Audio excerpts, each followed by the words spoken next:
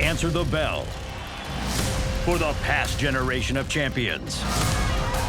But on May 16th, Golden Boy and DAZN show you who's next. Thursday night fights featuring Filipino phenom Ruthless Romero Duno and the undefeated Manny Robles III. And it's a technical knockout! Don't miss Thursday night fights, May 16th.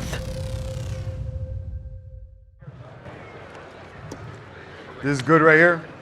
Aquí está bien. Touch gloves if you want. God bless. All right, Doug, rematches are always fascinating. What do you think both guys need to look at here tonight? Well, if you're talking about what they need to do, I think Franco needs to control the distance a little bit better in this return match. I think Negrete needs to be Negrete, and he's a volume puncher. Just add a little bit more pressure to his volume and try to suck Franco into a trench warfare. When these two fought in October, it was an absolute thriller from bell to bell. The one draw they each have on their records clearly is this one. They both wanted this fight immediately, and they got it. Yeah, and, you know, I take my hat off to both men because it's a risky fight. I mean, a lot of professionals out there, if they're in with somebody as evenly matched as them and it's a draw, a lot of them just want to forget about it. Just leave it in the rearview mirror and move ahead with their career. Negrete has a regional title. He's ranked as high as #4 in one of the sanctioning organizations. If he loses tonight, he's going to drop in the rankings. Maybe he drops out of the top 10. And with Franco, his last fight was this draw, and earlier last year, he suffered his first loss. He actually lost by a 9th round TKO. So if he were to lose tonight, that's not good. That's 2 losses and 1 draw in his last 4 fights. And in this modern era where everybody worships a perfect record, it's almost like, you know, a lot of fans, it's like they don't accept that. It's like there's no tolerance for that. So he could hurt his stature in the sport. Which is amazing when fans want the best fighters to fight the best fighters, but yet, oh, you lose, God forbid. It doesn't make any sense, but that's just the way things are. So it's a risky fight in terms of where each man stands in the sport.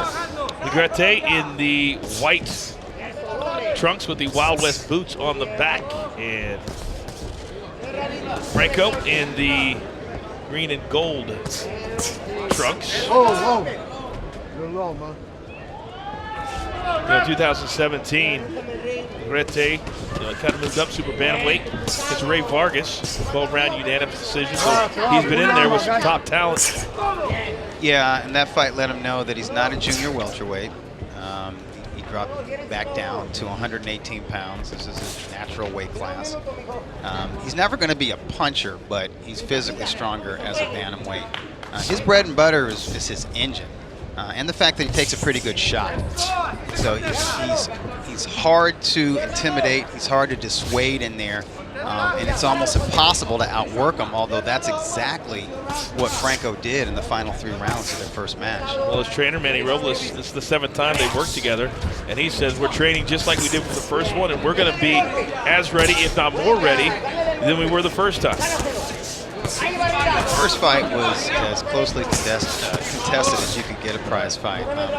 Literally, I couldn't tell who was winning each round. I mean, it was a flip of a coin. All right, we're coming to the end of the first round, a scheduled 10 here in this matchup. All right, we've spoken a lot about the first fight between Negrete and Franco. Now let's hear why the fighters themselves think they each won the first fight between them.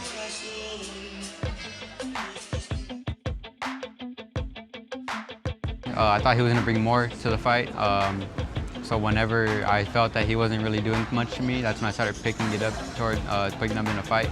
And I think this time around it's going to be different. Yeah, you can expect a great fight. More punches thrown this time, maybe, who knows. But this time I feel like I'm going to dominate more. I'm going to bring more to what I did the last fight, and I'm going to show more of my skills. El estilo de él y el mío se encajaron perfecto para hacer una gran pelea. Siempre desde niño creciendo viendo boxeo, viendo las grandes peleas. Me decía a mí mismo, algún día yo quiero estar en una gran pelea como esa. Se dio la oportunidad, esta es otra gran pelea que yo estoy seguro que va a ser mucho mejor que la primera. You know, you can tell, even though they both are confident, you can tell they both have respect for each other, too. Absolutely. You can't fight 10 rounds that hard and that fast with that much intensity and not come away with some respect for your rival. This is Thursday Night Fights, our very first Thursday night. Check your local listings to see where you can watch it in your area. Beto Duran, Fisher, Jonathan Coachman will be here every single month.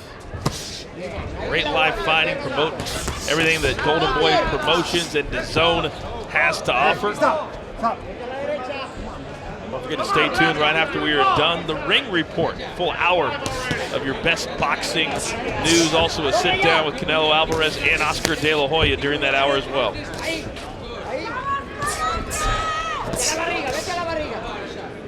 I wonder, Doug, how much more difficult it is to train for a fighter that you just fought. You know, I think the memory of the first fight can be a burden to a fighter.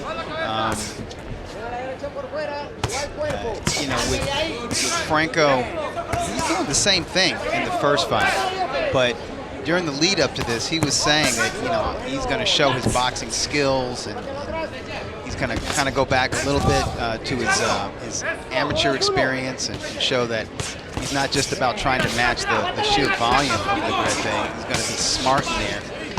But now that the bell has rang and he's in there, he's kind of fallen back into the same pattern of the first fight. His nickname is El Profesor, and he got that from one of the assistants for his trainer, Robert Garcia, who the first time he saw me said, "You don't look like a fighter.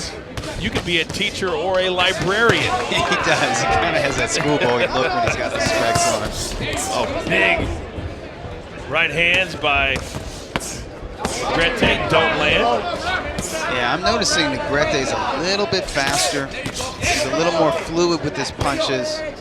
Franco, just like in the first fight, his technique is a little bit better. He lands with a little more authority and a little more cleaner. He's looking to counter punch.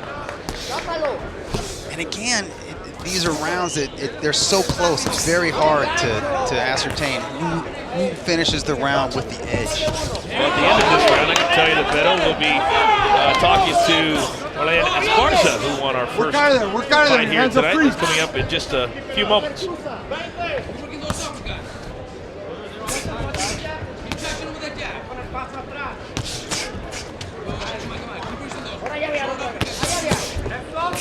Good body shots from Negrete.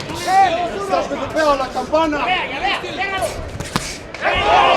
right, good last shot there.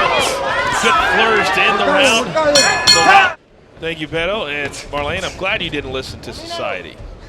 And you did you, because she certainly entertained us here tonight. 64 pounds. Yeah. Oh, that number is just ringing in my head right now.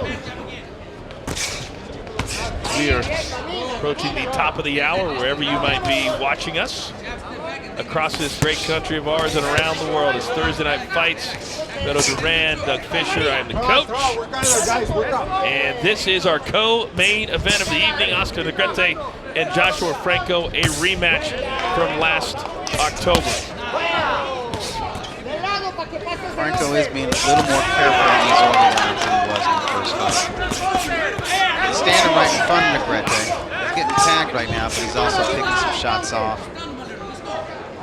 He's not going to the body as much as he was in the early rounds of the first fight. I think when he does, what Franco likes to do is he likes to go to the body with his left hand, and when he does that, he's open for a counter left hook to the head from Negrete. Well, the referee giving Negrete one more warning. He's really gone to the body nicely in the first 2.5 rounds, but he's got to watch himself now. Yeah, he has a bit of a reputation for being kind of rough and maybe borderline dirty in there. Sometimes he comes in with his head, sometimes his low blows are on the belt line, sometimes they stray a little bit low. And that happened in the first fight, repeatedly. He got through that fight without being docked a point. As evenly matched as these two are, neither man can afford to be penalized a point for a foul. Yeah, a point is everything in these close fights between two really good contenders. If you're wondering, if you just kind of came across us Thursday Night Fights, what this series is all about. It's Golden Boy Promotions and putting the rising prospects and future world champions in the ring all at the same time. All right, total punches, here are the numbers. These guys, they're both volume punchers. Negrete is always like this. Franco becomes a volume puncher when he faces Negrete. He raises his game in that aspect. Well, we heard him say that we very well might see more punches thrown tonight than we saw in the first fight between these two. They're going to break some records then. Oh, I just love fighters that just stand right there in the pocket and go toe-to-toe. Yeah, and they're showing a lot of skill and a lot of technique on the inside, too. It's not just rock'em sock'em robots. All right, good action through 3 rounds thus far. Both men really starting to settle in nicely. You're watching Thursday Night Fights. We'll be right back. And between rounds, referee Ray Corona went over to the Negrete corner and gave him a stern warning to bring those punches up. No more low blows. So if Negrete's body punches continue to stray below that belt line, he's courting being penalized a point. All right, so we will keep an eye on that. So far, there you see Dougie Doug's scorecard. 2 rounds to 1 for Negrete. And that scorecard could easily be flipped. Could have easily scored the first 2 rounds of Franco and the last round of Negrete. Well, we saw in the first matchup when that draw was announced, both fighters clearly disappointed. You go out there and you give it everything you have, and then you walk out feeling unsatisfied with a draw. I'm one of the few folks that's okay with the draw. The fight's legitimately razor thin. I just accept it. But as a fighter, do you think? Of course not. They can't accept that. You gotta win. And they're always gonna feel, no matter how close it was, they're always gonna feel they had that little bit of edge. Yeah, that's right. That's only natural. You're seeing both guys that their styles just make it so much fun to watch because they stand there and just trade blows. And neither man backs up.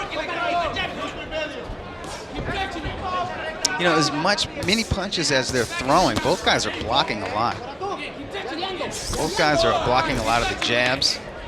Negrete just got in with one right there. Yeah, Negrete's hand power or hand speed rather, is remarkable. He's fluid with it. It's like he throws without any kind of resistance. Whereas Franco, a little bit of resistance there, but you can also tell that there's a little more leverage on the punches too. Good combination from Negrete. And some decent lateral movement from Franco. You don't always see that from him. Under a minute to go here in this 4th round. Scheduled for 10. This is our co-main event. See, a lot of these punches are being blocked. Negrete is blocking a lot of shots, and Franco's doing a pretty good job of that himself. And that also makes it hard to score. It's a good defense mechanism to wear down your opponent as well if you are good enough to do that.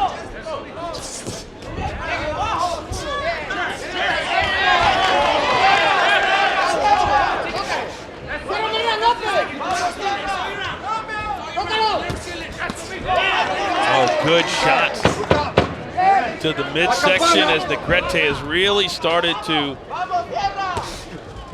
He's been the aggressor this round, right? There's no doubt. There is no doubt. Good 4th round. It was great when he came to New York during the Canelo fight in December, and he was just amazed at the energy that Madison Square Garden has and how many great events, and he wanted to be a part of it. And to your point, hopefully it's a suitable replacement, but there's going to be a lot of eyeballs in that fight because a lot of folks from the United States haven't really seen him They're fight. Curious. Yeah, because he looks the part, right? You look at him, it's like, okay, this guy's a juggernaut. Right? Yes. And so far, so good. I mean, his career has almost been perfect. We'll see if his star power can carry over from England to the U.S. He's by far boxing's biggest attraction in Europe. That remains to be proven in America. In my travels, with WWE for the last 2 decades, when you go outside the United States, people outside the United States, they want the American star. I haven't seen a lot where it's the non-American star coming to the United States and becoming a star. So it's going to be interesting to see. It's very rare. It's very rare. We had it with former featherweight champion Prince Nassim Ahmed. We had it for a few years with junior welterweight champion Ricky Hatton. But by the time Ricky Hatton came over, he was losing to the big stars here in America. All right, more on this. Beto, join the conversation, sir. Franco is from San Antonio, Texas, but his entire professional career, he's trained with Robert Garcia in Riverside. For this camp, it was different. He was already home when he got the call that he's going to fight Negrete. So he, along with Robert and his dad, Jesse, decided to stay in San Antonio and prepare for this fight back home. Robert said that Franco is so disciplined, don't have to worry about it. They checked in with him daily, they found him sparring, they took advantage. He said it was good to be home for the first time as a professional, but he said nothing really changed because he was in constant contact with Robert. And the reason he's wearing camouflage, he said because he came for a battle. I love it. He's getting a battle. Very active fighter is Franco. 2015, 3 times, 16, 5 times, 17, he fought 5 times, and last year he fought 3 different times. So this is a fighter that likes to be busy and in the ring. That's how it should be for a young up-and-comer. That's how you learn. That's how you evolve as a professional fighter. Both guys, you can really start to see that they're remembering how good their fight was the first time, and they're incredibly equal from round to round. Yeah, the only difference I would say is we're seeing a little bit more lateral movement from Franco in spots. But Negrete stays on top of him. Negrete is, I mean, he's just pesky. He's not like a physical threat because he doesn't have, you know, the world-class power, but he smothers you. You don't have time to breathe or think anymore. I really feel like his hand-eye is so incredible because he's so close and he's able to make Franco miss and then come right back. And his stamina is insane. All right, here we go. Round number 6. Now, one of the things that made the first fight really special is that both fighters threw more punches over the second half of the fight than they did the first half of the fight, which is really rare. Back of the head. Come on, don't do that. Now the referee letting Negrete know you can't hit in the back of the head, so now a warning for that and for low blows. Yeah, rabbit punches are debilitating. They're dangerous. Oh, nice. Now, that was a nice legal left hook landed by Negrete. He needs more of that. Less right hands to the back of the head. But he landed some rabbit punches in the first fight as well. He's a real nice guy outside of the ring, but he's a rough customer. I love guys that are able to flip the switch and really turn on an anger about them that makes them, I think that's what great fighters have inside of them, and not every fighter has it. But if you can figure out how to, for 12 rounds or 10 or 8 or whatever it is, really dislike your opponent, right, that's a good thing. All right, power punches, let's look at the numbers. All right, Negrete has the edge.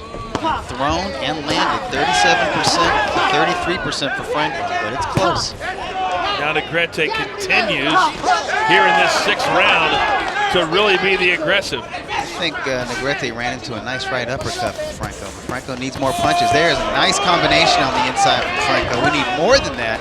Man, the chin of Negrete is just off the hook, though. And I've got Negrete winning. And it's very close rounds, but I think the tiebreaker at the end of each round is, I feel like Negrete is not just outworking Franco, he's the aggressor.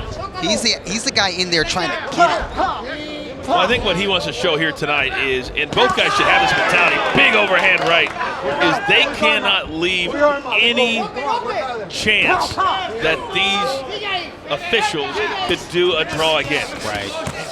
That would be super disappointing.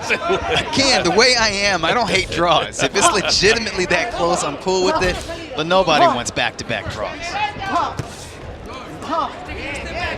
How about that wild overhand right? I can't believe that landed. Wow. He was coming from halfway out the desert where we're at right now, and he still was able to land it. That's either expert timing or he just got lucky. 30 seconds to go here in this very quickly moving 6th round. Franco's working hard, but he's working in retreat. Negrete continues to bring that overhead hook. That was a nice cross hook combination that Franco landed. Maybe he can steal this round. Now just haymakers. As these fighters know, they're at the final 10 seconds of this, the 6th round. They both put their hands in the air. Well, so far he comes out every round, puts his 2 fists in the air, and that's how he gets ready for the round. All right, round number 7, Negrete Franco. Thanks for hanging out with us here on Thursday Night Fights, Golden Boy and DAZN. I am the coach, alongside Doug Fisher, Beto Duran. Maybe we can get Beto Duran to translate what was said in that corner between Manny Robles and Oscar Negrete. But it seemed like Robles was happy with what he saw. Or he's happy with the momentum that Negrete has to this point in the fight. It is fairly clear that one of the game plans of Negrete was to work those body shots repeatedly.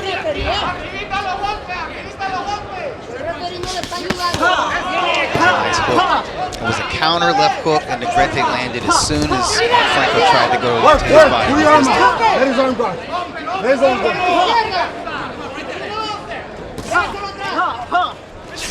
And that counter punch will always be there for Negrete because Franco kind of gives away his left to the body. He leans over to his left before he fires it. No, big right hand followed up with a left by Negrete. Work, work. Your hands are free. He does do some borderline stuff. Yeah, you saw that. Yeah. Kind of almost reaching back to the kidney area with that. You really shouldn't be doing that. Come on, we're good. Beto, what do you got? And that borderline stuff is what he's known for at Legends Gym, where he spars. It's just known that whenever you're going to go and take on Oscar Negrete in sparring, that you better go the full 3 minutes. He will hit you anywhere you can. He's that boxing lifer that's in the gym no matter what, so he'll probably be there on Monday. And he's starting to train guys. He wants to be a trainer after he's done fighting, but Negrete is that guy that he's annoying, Doug. You've seen him in gyms. He'll spar anybody from 118 to 145, and he'll go at it with these guys. And he is the biggest trash talker. His English is limited, but his boxeo trash talk, beautiful. Thank you, Beto. Yeah, and it gets rough. It gets rough in those sparring sessions at Legends Gym. I've been told by some young prospects that have been in with him, it's gotten crazy where they're doing some WWE moves on each other just to earn some respect. Great reference, sir. And now the action continues to get faster, bigger punches thrown. Both men know that it's getting to crunch time. And who knows how the judges are scoring this thus far. I would assume they'd be similar to what you have, Doug. Yeah, but I don't feel 100% confident in all these rounds. I mean, I've got Negrete way ahead, but it could be a lot closer than I have it. Let's go. You're going to stop at the bell. Tempo. Yeah. Great fight, guys. Let's keep it clean. Oh, understand. It did happen. It did. It did happen. And Ray Corona saying, good fight, guys. Let's keep it clean. Well, one of them is. All right, here we go. Round number 8. Oh, nearly a knockdown. Right out of the gate. That was sneaky.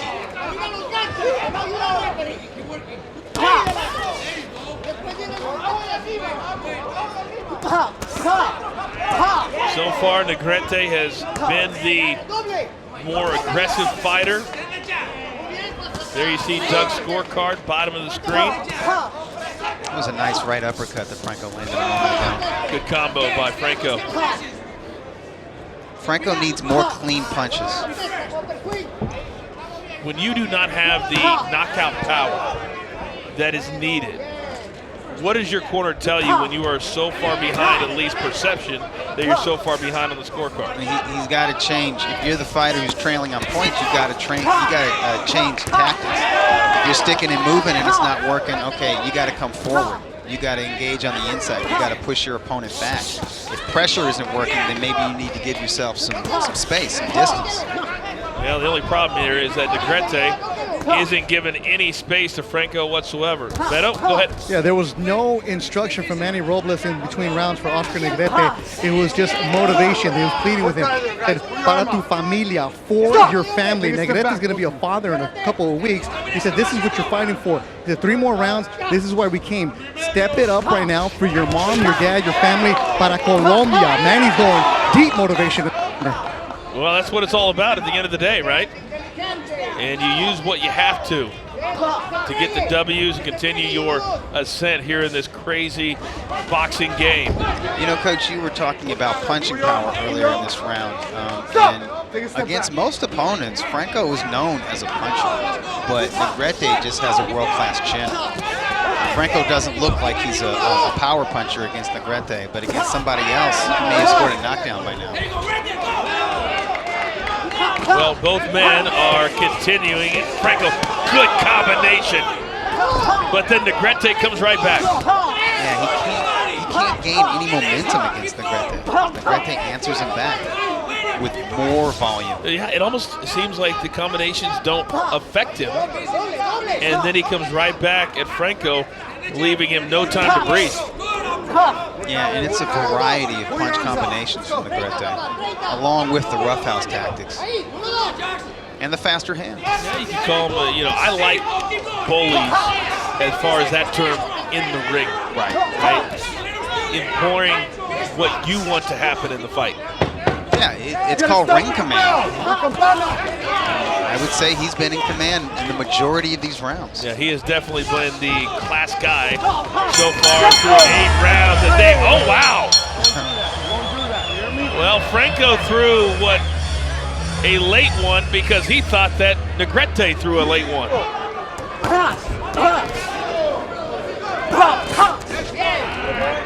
El Jaguar against El Professor.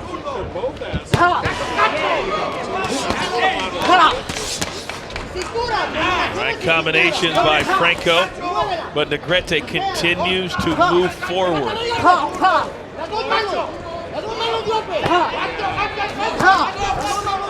Beto Duran told me that Manny Robles told Negrete that the referee is on his butt, that he's watching him a little bit harder than Franco, and the referee's not going to do him any favors in there, so he's just got to work hard. I don't know if I agree with that. I actually think Ray Corona has been rather lenient, given some of the tactics employed by Negrete. Well, the one thing that Negrete does not want is to lose a point in a fight that, yes, we assume he's way ahead, but in boxing, you just never know. Yeah, it could be a lot closer than I have it. In fact, I scored the round 8 even. I had 10 points for both fighters. I think you can tell from the reaction here at the crowd that they are thoroughly enjoying this fight. All right, here are the total punches thrown and landed. It's Negrete who still has thrown more and has landed more, 28% to 26%. So it's close in terms of percentages, but it makes me feel better about my scorecard. I just feel like Negrete has the slight edge in the majority of rounds. Negrete continues to put his head down and block, and as soon as Franco throws any kind of combination, then he raises up and comes right back at him. And the punches come from everywhere. It's every punch. It's got to be mentally fatiguing as well as physically draining. 1 minute to go here in this 9th of a scheduled 10 rounds.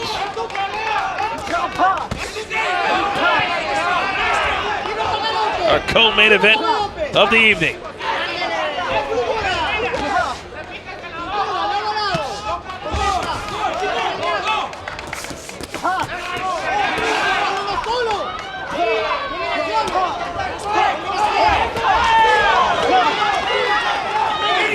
See the effort that Negrete is putting in every one of those body punches as he marches forward on Joshua Franco. Well, there were a lot of quotes before this fight about preparation, not wanting to have any kind of a draw again, wanting to dominate this matchup. Everything Negrete has said, everything his corner has said, at least through 9 rounds, he is doing just that. Oh, beautiful right uppercut. That had knocked anybody else down. Come on, let's keep it clean, guys. All right, bueno peleas. Let's go. All right, respect. Here we go. Round number 10. I think we all agree that Franco needs a knockout to win. Yeah, or at least a knockdown. But yeah, I won't be surprised if both men just empty the tank. Oh, stop. Last time. One more time, I will take a point. That hit right there, all right? All right, you all right? All right, I told him. No more chances. Let's go. All right, so one final warning, which I thought I already got the warning. Right. But yeah, during the fight and even between rounds. I actually think Corona's been lenient. That was a slip down, not a knockdown. So allowing him to get back up. And just to be safe, it might behoove Negrete just to throw headshots. Just to be safe. I think you're right. At this point, strategy is very, very important.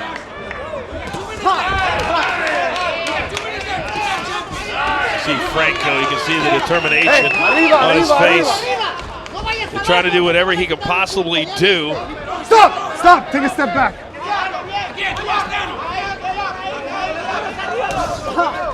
Work, guys.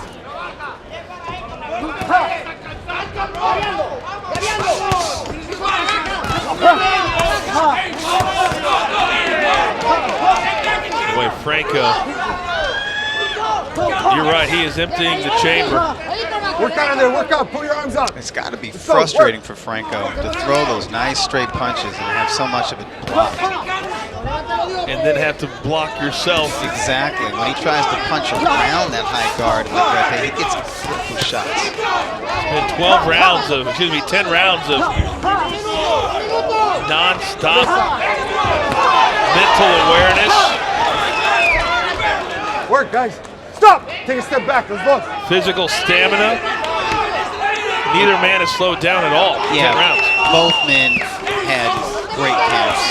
You have to have impeccable conditioning to throw this many punches and to fight at the pace of these two men have fought out tonight. And now Negrete getting a little bit arrogant, a little bit cocky. And Franco continues to throw. 30 seconds.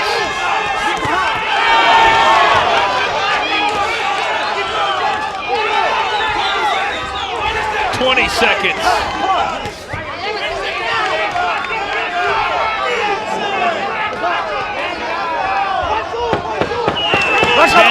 seconds.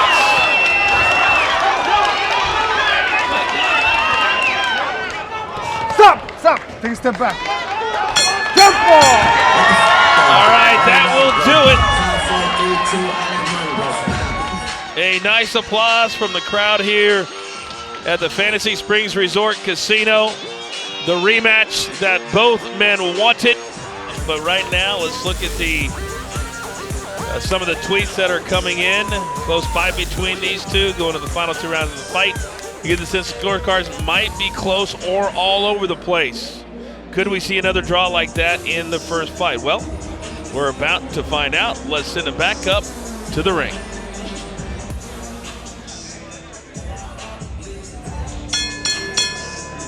Ladies and gentlemen, before we go to our judges' scorecard, let's give both of our warriors a big round of applause. And now here are the totals. We have a split decision.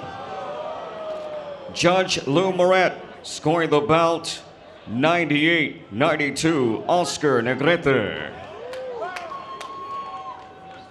Judge Daniel Sandoval has the bout 96-94, Joshua Franco.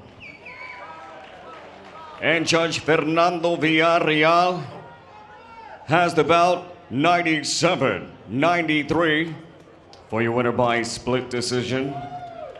And ladies and gentlemen, the new WBA International Bantamweight Champion and NABF Bantamweight Champion, Joshua El Profesor Franco.